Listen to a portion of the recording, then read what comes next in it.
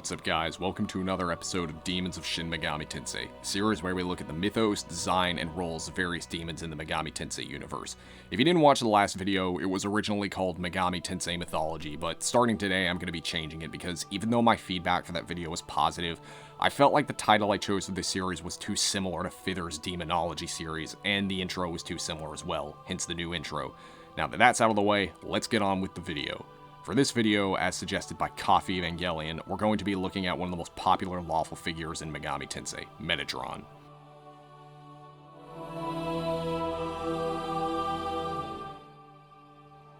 Metatron, or Mitarush as he's called in Islam, is a popular angel in Abrahamic literature, sometimes believed to be one of the 7 archangels and referred to as the recording angel or celestial scribe.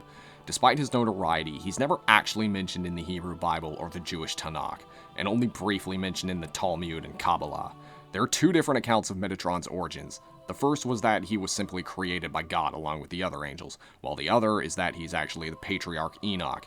In the Bible, it is strongly implied that Enoch ascended into heaven without dying, as depicted in Genesis 5:24.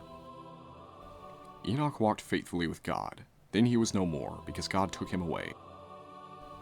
It is believed that once he ascended into heaven, he became the angel Metatron. Enoch is one of 3 humans in the Bible who ascended into heaven without dying. The other 2 are the prophet Elijah and Jesus Christ. Similarly, Elijah is also believed to have been transformed into an angel once he ascended, becoming the angel Sindalphon, who is often associated with Metatron. Although it isn't made clear, it is believed that Metatron is the highest ranked of all the angels, even outranking the archangel Michael, residing in the 7th heaven along with God, being referred to as Lesser Yahweh, which is the Lesser Tetragrammaton. In various stories throughout the Bible, when God speaks directly to humans, such as when God spoke to Moses through the burning bush, it is actually thought to be Metatron acting as God's vessel, because if a human heard God's voice directly, it would kill him. He is also thought to have led the children of Israel through the wilderness once they were freed from Egypt by Moses.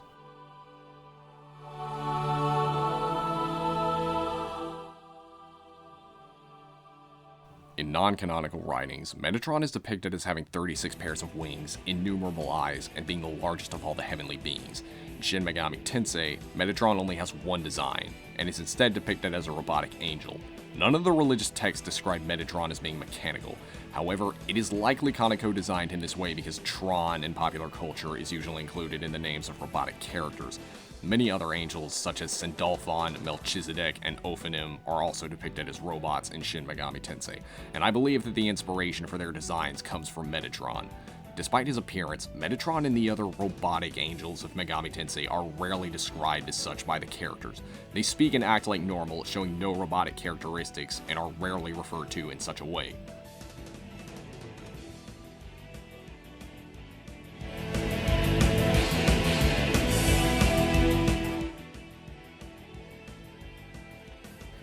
In the Megami Tensei games, Metatron plays an important role as a figure of law in several of the games he's in.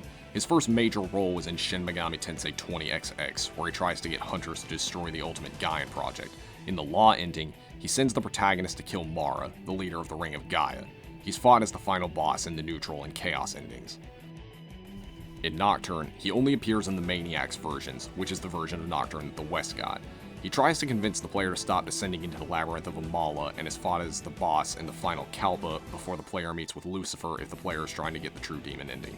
In Strange Journey, he appears in New Game Plus as a fragment of God who orders the protagonist to kill Demiurge so that he can drain his energy and be reborn as him, vowing to protect humanity.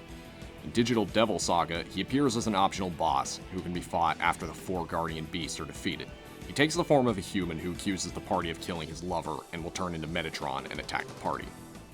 However, the biggest role of all of these is in Devil Survivor Overclocked. In the vanilla version of Devil Survivor, he sends you emails at the end of the game that differ depending on the ending you took, but in Overclocked, he's the main antagonist of Naoya's 8th Day. He and the other angels hold the people of Tokyo hostage and demand that they turn in the protagonist, aka Abel, before the lockdown is lifted. Once he's been defeated, he retreats into heaven to prepare for the inevitable battle with Abel.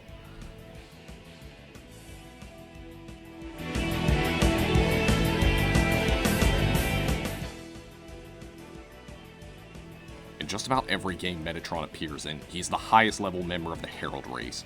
His first appearance was in Shin Megami Tensei 2, and has been a staple in almost every game since. Obtaining him is usually more difficult than the average demon, but he possesses extremely high stats and some of the game's most powerful almighty skills, sometimes skills that are exclusive to him, such as his iconic Fire of Sinai skill from Nocturne. In both versions of Devil Survivor 1 and 2, his innate skill affinities make it possible for him to be immune to all skills except Almighty. In the original version of Persona 3, he's a Persona of the Sun Arcana at level 75.